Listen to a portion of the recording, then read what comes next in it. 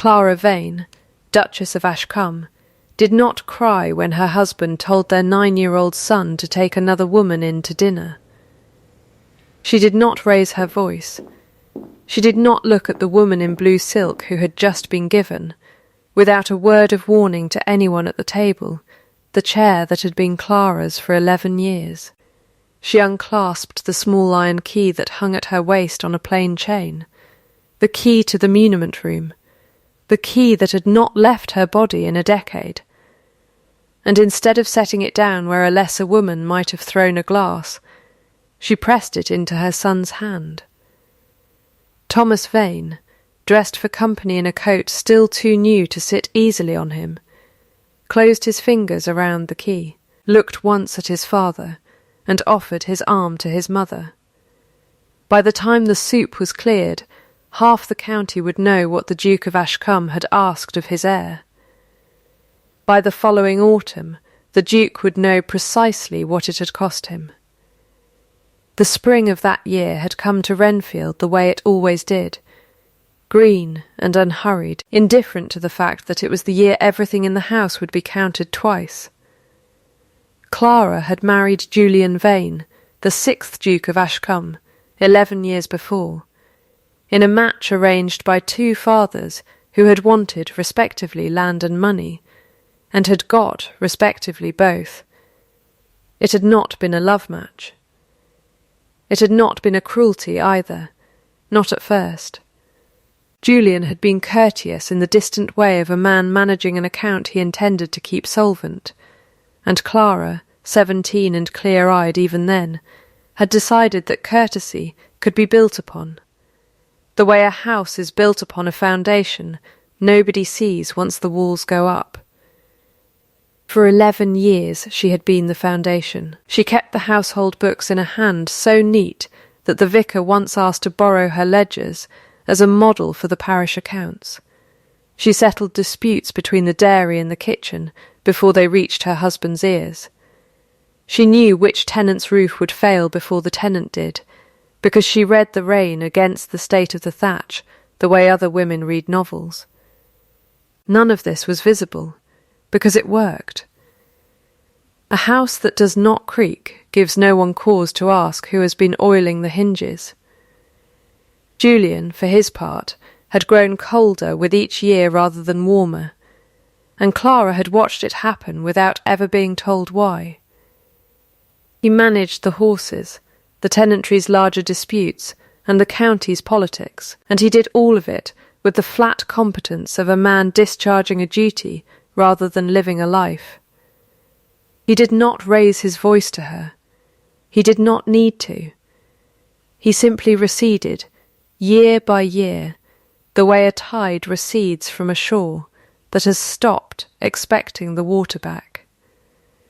2 years before the night of the dinner, Julian's cousin, Mr.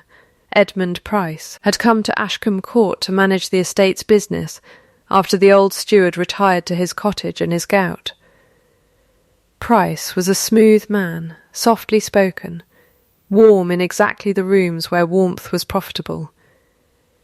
He called Clara cousin with a smile that never went as far as his eyes, and within a season he had made himself indispensable to Julian in ways Clara could not name, but could feel, the way one feels a draught before finding the window that causes it. It was Price who had first mentioned, lightly, over a glass of port that Clara was not meant to overhear, that her late father's small estate of Ashfield had left certain accounts unsettled with Ashcombe before her marriage. A debt, he said, of some size, quietly carried out of respect for the family. It was Price who had suggested, months later, that a companion might ease the Duchess's burdens, given how thin she had stretched herself.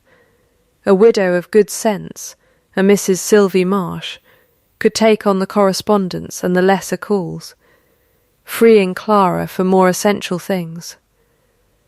Julian had agreed to it the way he agreed to most things Price proposed now, without inquiry, the way a man signs a paper he has decided in advance not to read. Clara had watched Mrs. Marsh's chair move, inch by inch over 8 months, from the foot of the table to a place nearer the Duke's right hand. She had watched her husband's silences lengthen and his glances shorten. She had said nothing, because there was nothing yet to say that would not sound, to her own ear, like jealousy, and Clara had promised herself at 17 that she would never be a woman who mistook her own dignity for a small thing worth trading for a scene. The harvest home dinner that autumn was meant to be an ordinary triumph, the tenantry fed, the neighbouring gentry invited, the good harvest toasted before the county's collective memory of a hard spring could sour it. Clara had planned the menu herself, down to the exact weight of the joints, because she always did. She had not planned for her husband to stand at the head of the table before the covers came off and announce, in the voice he used for estate business, that his son would take Mrs. Marsh in to dinner. The room did not gasp. That was the worst of it. It went silent the particular way a room goes silent when everyone present understands exactly what has been said, and is waiting, with a kind of ugly fascination, to see who will be the first to look away. Mrs. Marsh herself went the colour of the tablecloth. Thomas, standing very straight in his new coat, looked at his father as though checking that he had heard correctly, and Julian, not meeting anyone's eyes, said it again, flatter the second time, the way men repeat things they have already begun to regret. "Take Mrs. Marsh in, Thomas. Your mother will manage." Clara did not manage a single thing in that moment except her own hands. She unclasped the muniment key from her waist, the key to the room where every deed, every rent roll, every letter her father had ever written her, was kept. The room that was hers by function if not by name, and she held it out, not to Mrs. Marsh, not to her husband, but to her son. Thomas took it as though it weighed more than it did. Then he crossed the small distance between his mother's chair and his own place, and offered his arm, and said, in the clear, unbroken voice of a boy who had not yet learned that courage sometimes costs a great deal to the person who shows it, "I should like to take my mother if it is all the same to everyone." It was not all the same to everyone. It was not all the same to Julian, whose jaw did something Clara had seen only twice before in 11 years of marriage, once when his own father's name was mentioned at a dinner much like this one, and once briefly on their wedding day. But no one at that table said a further word, and the soup, when it came in the ordinary way, and the county went home that night, with a story that would reach every parlour within 30 miles before the frost. Clara allowed herself 7 minutes. She had learned, over the years, to count her grief the way she counted anything else that might otherwise run to waste, in a fixed and generous but not unlimited sum, spent privately. In a drawer of the mind she opened only when the door of her own sitting-room was shut. 7 minutes, she decided, standing at her window while the last of the carriages rattled down the drive. She watched the clock on the mantelle, and she let herself feel the full shape of the insult, precisely, without softening it. And then she closed the drawer. What was actually hers, she made herself list, the way her father had taught her to list anything that mattered. Ashfield, her father's small estate, settled on her at her marriage, and never touched since. £400 of her own, from the sale of timber her father had left her outright. A mind that had run this house, unthanked, for 11 years, and could run a great deal more than a house if it came to that. A son who had just, at 9 years old, done the bravest thing anyone in that room would do all evening. "I have work to do," she said aloud, to no one, and found that saying it steadied her more than the 7 minutes had. The first person she told anything to was Mrs. Hetty Bragg, the housekeeper, who had run the linen and the larders at Ashcombe Court since before Clara arrived as a bride, and who spoke, as a rule, in verdicts rather than sentences. Clara found her in the still room, decanting the last of the blackberry cordial, and said only, "You heard." "Whole house heard," said Mrs. Bragg. "Half the county'll hear by Tuesday." She set down the jug. "You want my opinion, or you want my help?" "Can't always give both at once, in my experience." "Your help," Clara said. "Then you'll not spend tonight weeping into the good linen. You'll spend it deciding what you mean to do about that man Price, because I've kept this house's accounts on the side long enough to know his numbers don't sit right, and I've said nothing because it weren't mine to say." "Mrs." Bragg wiped her hands on her apron. "Happen it's yours to say now." It was. Clara sat that night, not with a handkerchief, but with a candle and a fresh sheet of paper, and she began, in the small clear hand the vicar had once admired, a list of every discrepancy she had ever half noticed and dismissed as none of her business. It was the first entry in a private ledger that would, within the year, undo a great many things her husband believed to be settled. The granary at Low Marsh Farm had been leaking for the better part of a fortnight before anyone thought to tell the Duke, and by the time word reached Julian, he was 3 days from home, on business that mattered more to him, apparently, than 40 sacks of the estate's own barley slowly rotting under a roof no one had mended since spring. It was Tom Feathers, who tenanted the farm, and had raised the alarm to 3 separate people without result, who finally brought his complaint to the kitchen door of Ashcombe Court, because he had heard, the way tenants hear everything eventually, that the Duchess was the one who now saw to such matters. Clara went out to Low Marsh Farm herself, in boots rather than slippers, and stood in the granary with Tom Feathers while rain came through a gap in the slates the width of 2 fingers. She did not send for Mr. Price, who was, by his own account, occupied with the quarters accounts in his office, and could not be spared for a roof. She sent instead for the thatcher in the village, whom she paid from the household's own contingency fund without waiting for anyone's leave, and she had the granary's remaining barley moved, sack by sack, to the dry loft above the dairy, while the thatcher's boy climbed the roof. "Beg pardon, Your Grace," Tom Feathers said, watching her direct the moving of sacks with the flat competence of a woman who had clearly done sums like this before. "But is it usual, a duchess seeing to a granary?" "It is usual for someone to see to it," Clara said. "I find I would rather it were done than argued over whose place it was to do it." By the end of that week the granary was dry, the barley was saved, and the thatcher had been paid promptly and in full, a novelty on the Ashcombe estate that Tom Feathers mentioned, with some wonder, to at least 6 other tenants before Sunday. Mr.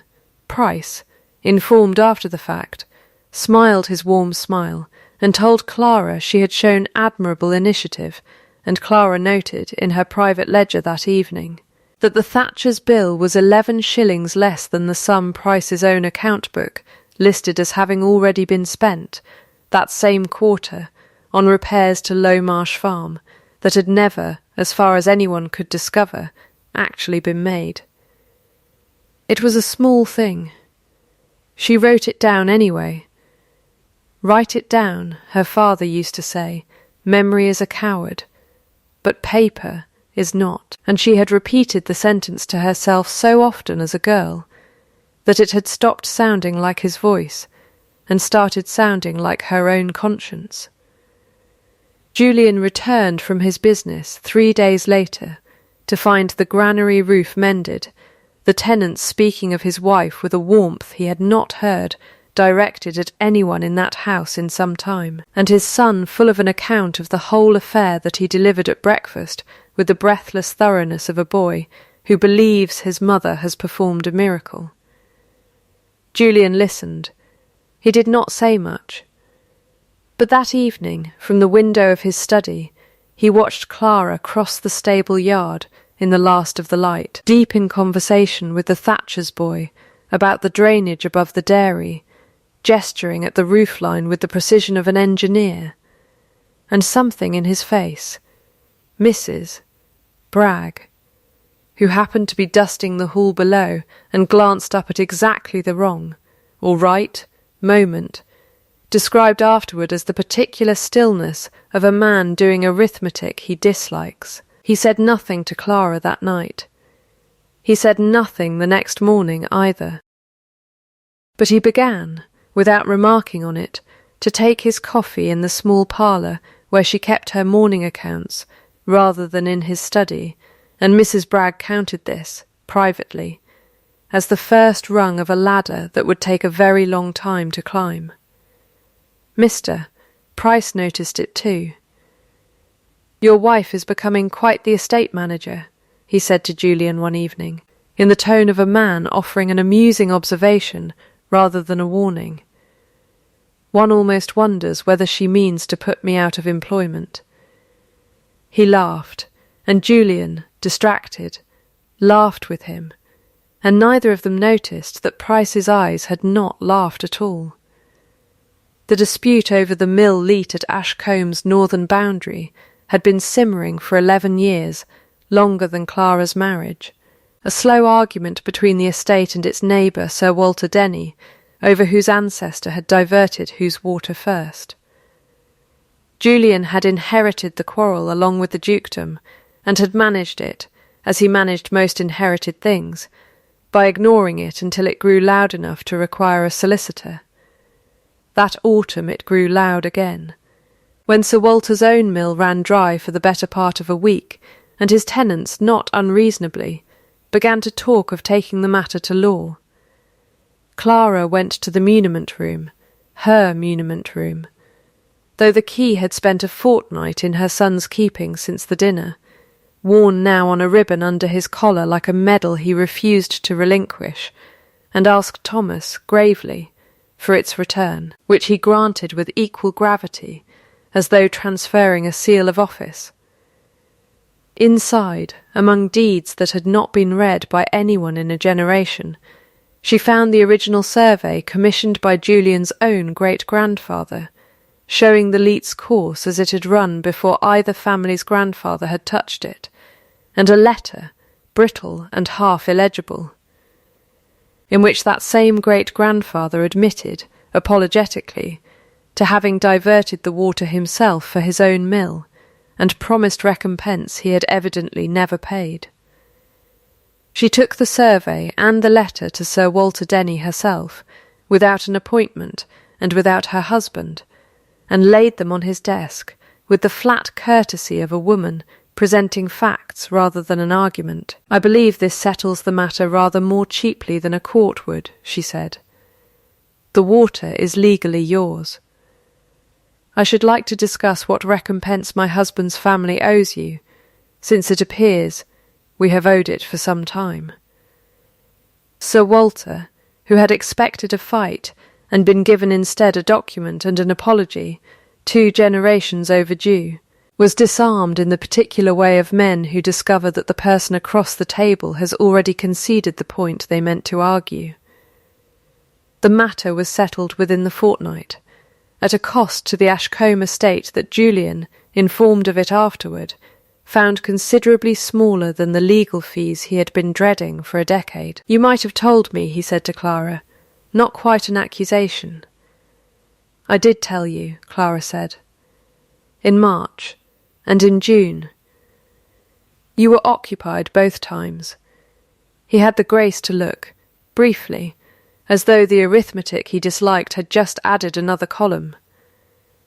It was in the wake of this that Thomas, walking with his father along the mill leat one evening, asked him plainly why he had never noticed his mother's cleverness before, and Julian, caught without Price nearby to smooth the silence, told his son haltingly, in pieces, the way a man tells a thing he has never said aloud, about his own father, who had left this house and this family for a mistress in London when Julian was 8 years old, and about his mother, who had wasted through the following 3 years on a slow decline that everyone called a lingering illness and no one called grief, because grief was not a word anyone in that house had been permitted to use.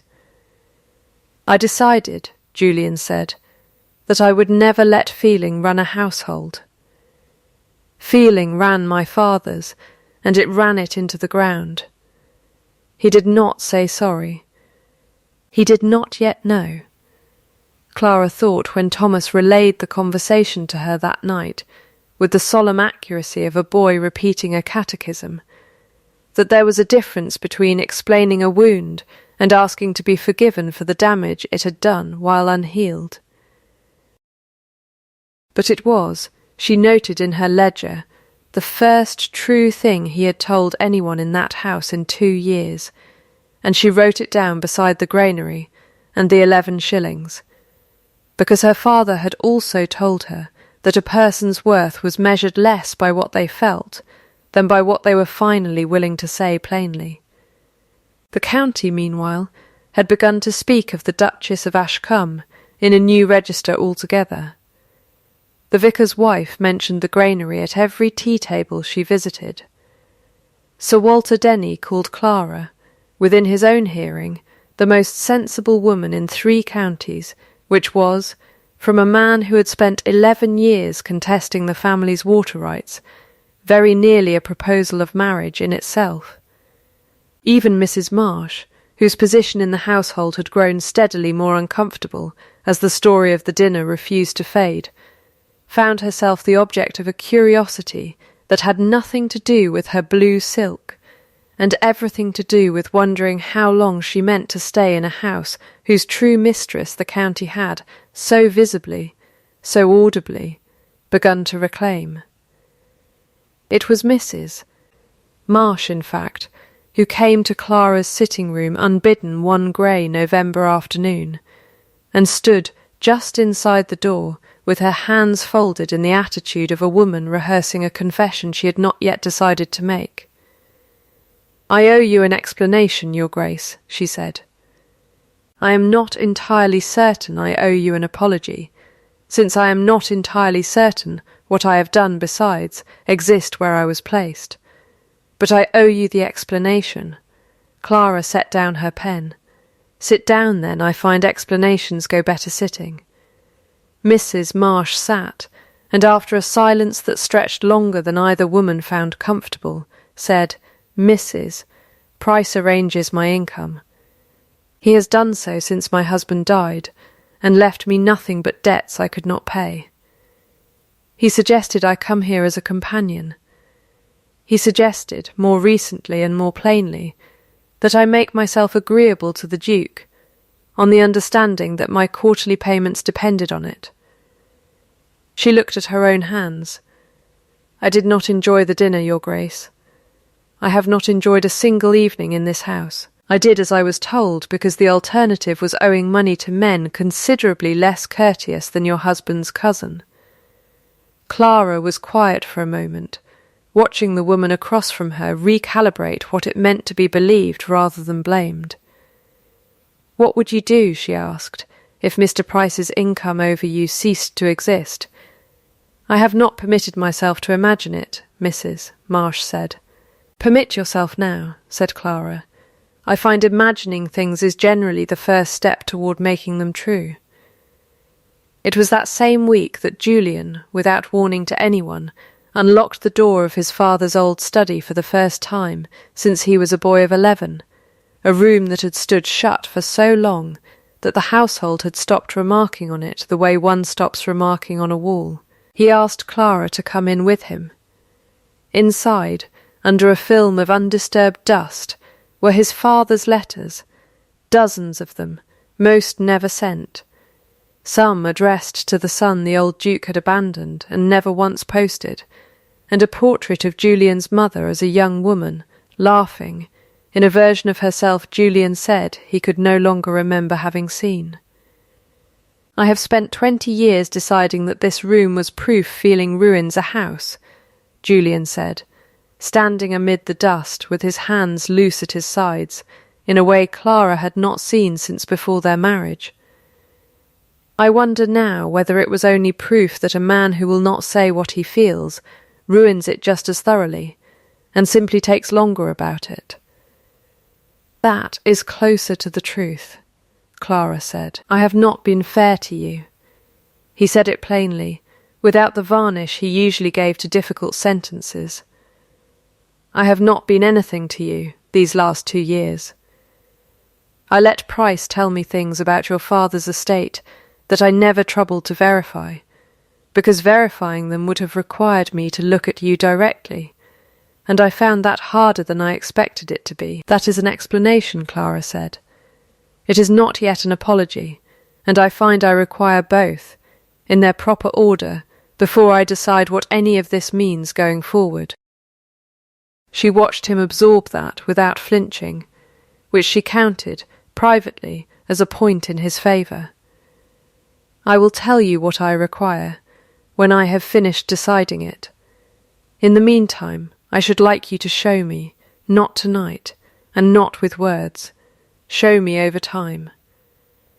He nodded, once, the way a man nods at a contract he has not yet read in full, but already intends to sign. That same evening, in front of Thomas and Mrs. Bragg, and the assembled household at supper, Julian took the muniment room's master ring of keys from the drawer where he had kept it since his father's death. The keys to every room in the house that mattered. The keys that had been, on paper if never in practice, his to hold. And placed them, without a speech, into Clara's hand. Thomas, watching, quietly unlooped the ribbon from beneath his collar, and set his own small key beside the ring, a boy returning something he had guarded well and no longer needed to guard alone. Mrs. Marsh's confession, once made to Clara, proved only the surface of what Mr. Edmund Price had been arranging beneath the floor of the Ashcombe estate for 2 years, and it took the combined and separately dramatised efforts of several people to bring the rest of it into the light. The first thread came from Sam Fenn, a stable boy of 13 who had been mucking out the tack room late one evening, and had seen, through the half-open door of Price's estate office, the man carefully re-inking a signature at the bottom of an old-looking document, comparing it against a second sheet held up to the candle. Sam had said nothing at the time, because saying things about the man who paid his wages struck him as a poor bargain for a stable boy with a widowed mother to support, but he mentioned it, eventually, to Mrs. Bragg over a plate of Sunday cold meat, and Mrs. Bragg brought him, gently, to Clara.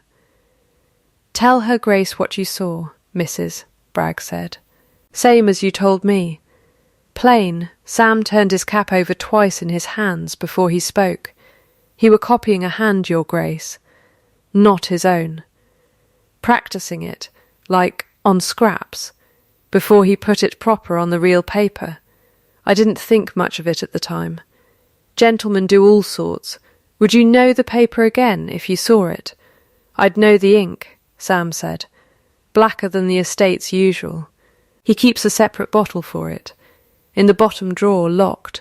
Clara took this, along with her own months of small discrepancies, to Mr. Aldous Gray, the solicitor in the county town who had handled her father's affairs and, before that, her father's father's, a precise and entirely incorruptible man, who disliked imprecision the way some men dislike bad wine. Mr. Gray examined the note that Price had, some 18 months earlier, presented to Julian as evidence of a debt owed by the Whitmore estate to Ashcombe.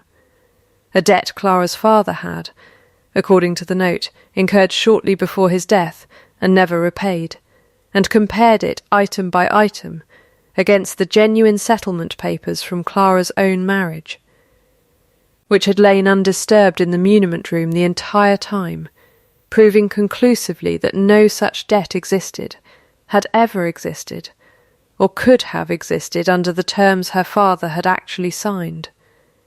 The hand is good, Mr. Grey said, holding both documents to the window. Very good. But your father, your Grace, always crossed his sevens in the continental fashion, a habit from his years reading law abroad, and whoever forged this note did not know that, and wrote his sevens the plain English way.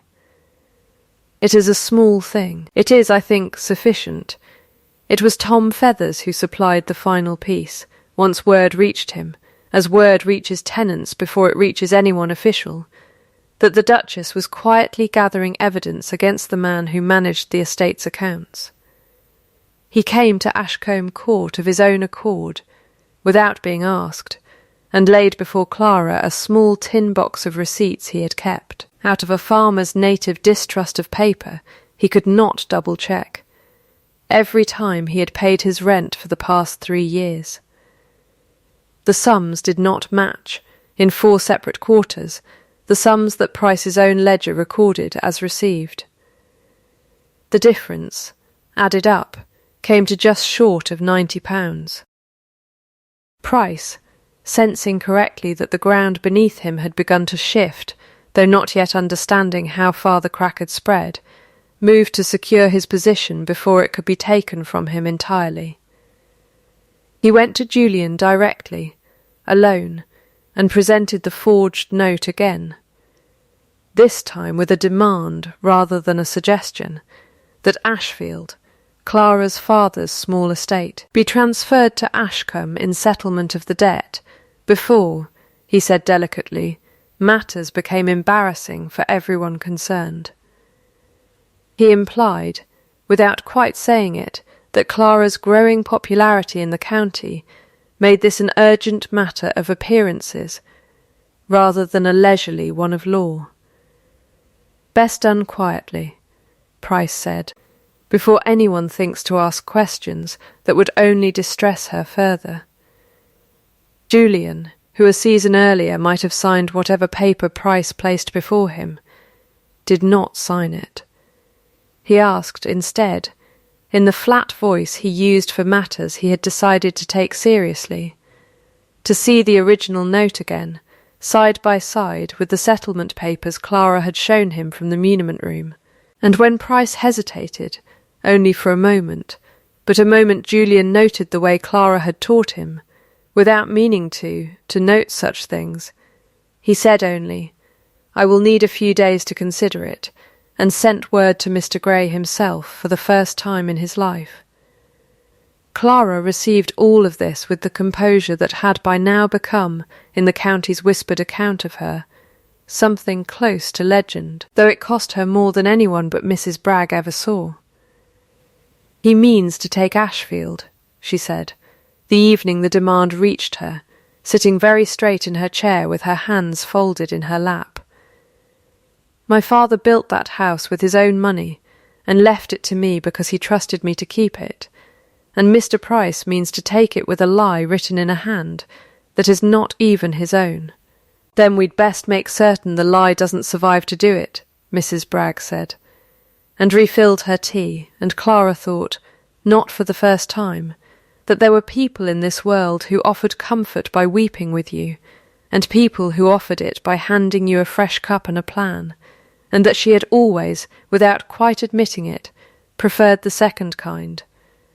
The county assembly held every autumn at Ashcombe Court to mark the close of the harvest had, for as long as anyone could remember, been a purely social occasion, dancing, cold suppers, the vicar's annual toast to the tenantry, Sir Walter Denny's annual complaint about the punch. That year, Clara arranged, with Mr. Grey's quiet assistance, for it to become something else as well, without announcing the change to anyone who did not need to know it in advance. The hall was full by 9, the neighbouring gentry, the tenant farmers who by long custom attended the latter half of the evening, Sir Walter Denny in his best coat, Mrs. Marsh seated, at her own quiet request, well away from the head of the table where she no longer wished to be placed. Julian stood near the fire, watching his wife move through the room with the particular stillness of a man who has finally understood what he is about to lose the right to take for granted, and Price stood near the door, smiling his warm smile at everyone who passed, entirely unaware that the room had already, in every way that mattered, turned against him.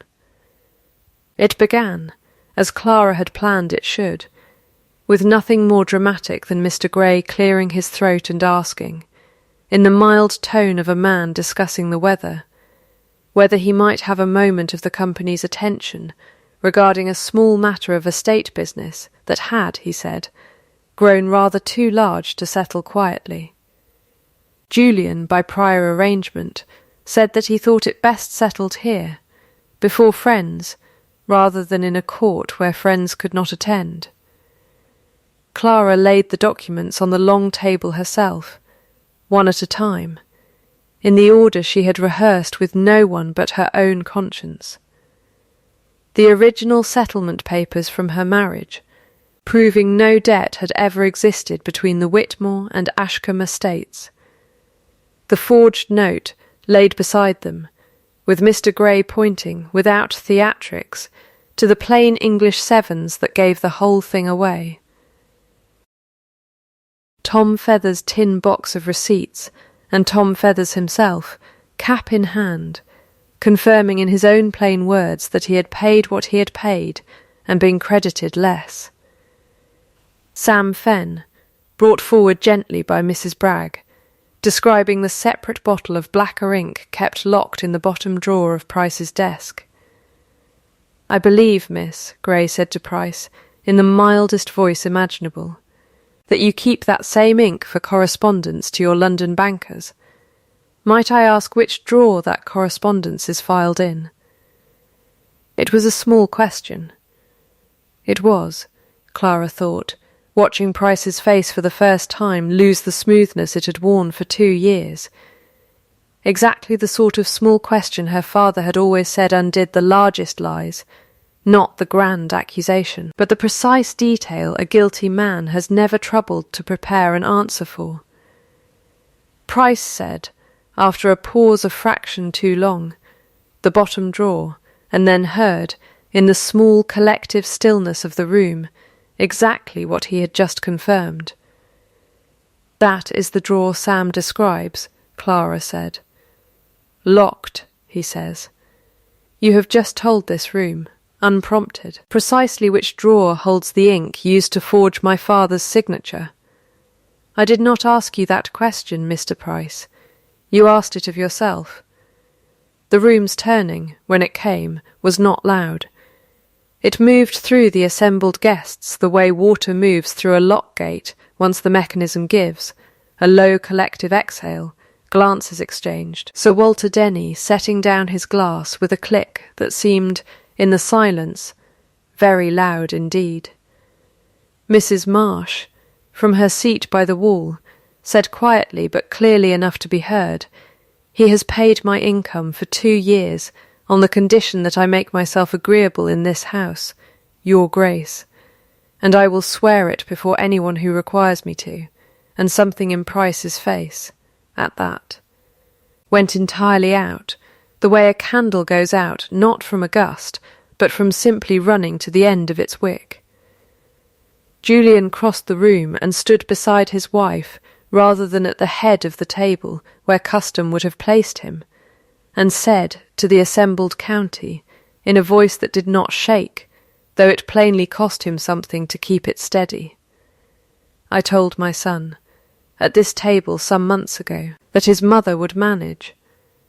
I want it understood before all of you that she has managed considerably more than I ever gave her credit for managing, and that I was a fool, and worse than a fool, not to have seen it a great deal sooner." Clara could have destroyed Edmund Price that night.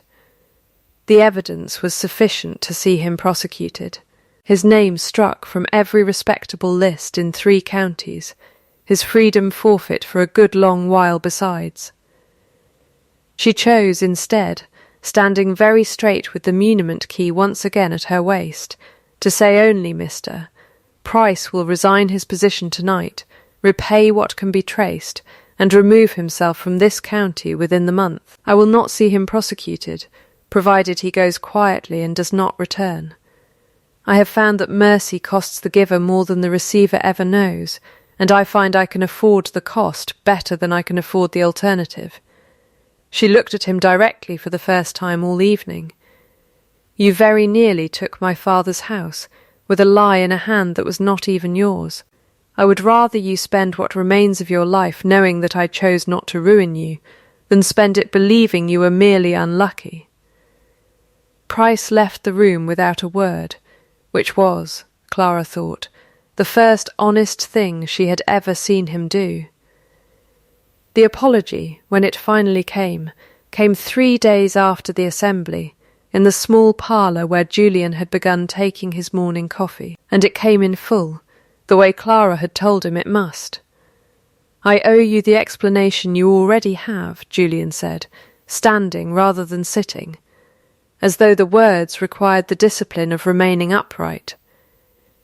My father taught me that feeling was a debt a man could not afford to carry, and I have spent 20 years paying that debt down by refusing to feel anything where you were concerned, and calling the refusal prudence.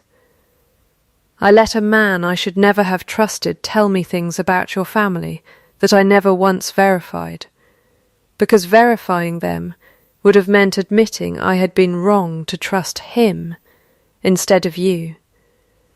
That is the explanation. It does not excuse anything. I am telling you because you asked for it, and because I find I no longer wish to be a man who explains himself instead of apologizing.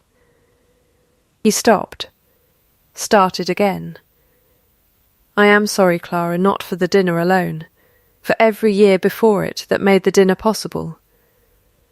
Clara set down her pen and looked at him for a long moment before she answered. That is the apology, she said. Now I will tell you my terms, since you have asked to hear them, and I expect them to be understood as terms, not as sentiment. She counted them on her fingers, the way she counted everything that mattered. The household and Ashfield remain under my authority in fact as well as in name, and that is to be recorded properly, with Mr. Grey as witness, so that no cousin or steward of yours may ever again suggest otherwise. My name is to appear on the estate's public accounts, not merely its private ones. The tenants are to be paid fairly and on time, and I will conduct the audit myself twice yearly, for as long as I choose to. And whatever passes between us from this day forward, I will not mediate the fate of the men who wronged this house. That is mine to decide, as it was decided 3 nights ago, and it will remain mine. All right, Julian said. All right, then, said Clara, and something in the flatness of the exchange, 2 words traded like a signature on a contract both parties had finally read in full, did more, she thought afterward, to settle the matter between them than any speech either of them might have made instead. The months that followed were not marked by declarations. They were marked, instead, by a series of small and specific things that Clara, out of old habit, recorded in the same private ledger where she had once recorded 11 shillings and a leaking granary roof. Julian moved his chair at breakfast, without remark, from the head of the table to the place beside hers. He learned, over the course of a single winter, the names of every tenant family on the estate, and used them correctly, which the tenants noticed and mentioned to each other with the particular pleasure of people long accustomed to being managed rather than known. He began pouring Clara's tea before she asked for it, which was nothing in isolation, and, by spring, had become the sort of thing the whole household quietly understood to mean everything. There was one relapse, in February, when a tenant's fence dispute came to him directly, and he settled it alone, in the old way, without consulting Clara at all, simply because the habit of deciding things unilaterally was 20 years deep and had not yet worn fully smooth. Clara said nothing accusatory when she learned of it. She only said, That evening, you decided that alone. You have not done that since November. In the same tone she might have used to note a discrepancy in a ledger, and Julian, to his credit, did not defend himself. "You are right," he said. "I will go back tomorrow and tell the tenant I should have consulted you first, and we will settle it properly. Together," he did. It cost him a measure of pride to admit an error to a tenant farmer, and Clara noted, watching him do it anyway, that the willingness to pay that particular cost was worth considerably more to her than any speech he might have made in its place. It was Thomas, oddly, who drew the declaration out of his father, asking him one evening at supper, with the blunt curiosity of a boy of 9, whether he loved mother now, since everyone in the county seemed to think he did. Julian was quiet long enough that Clara thought he might deflect the question the old way, with courtesy instead of truth. Instead, he said, looking at Clara rather than at his son, "I would choose your mother. Not merely today. I have been choosing her, I think, for some months now. Every morning I have poured her tea before she asked for it. Every evening I have sat beside her, instead of across from her. That is not the same thing as saying the 3 words everyone expects. I find I trust it rather more."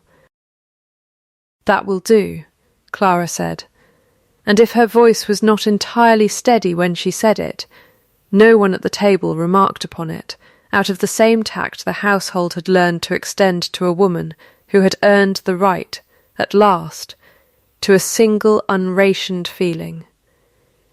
2 years brought a great many changes to Ashcombe Court, none of them loud, all of them lasting. Edmund Price had gone, as instructed, quietly north to a distant relation's small property, where he was said to manage accounts under close and unglamorous supervision, his name mentioned in the county now only as a cautionary example rather than a threat. Mrs. Sylvie Marsh, freed of her debt to a man who no longer had any hold over her, had opened a milliner's shop in the county town, with a small loan from Clara that she repaid, in full and ahead of schedule, within 18 months, and she wrote to Clara twice a year. Letters that had over time become genuinely fond rather than merely grateful. Sam Fenn had been apprenticed, at Julian's insistence and expense, to a respectable estate surveyor, on the theory that a boy who noticed the wrong ink in the wrong drawer had an eye worth training properly.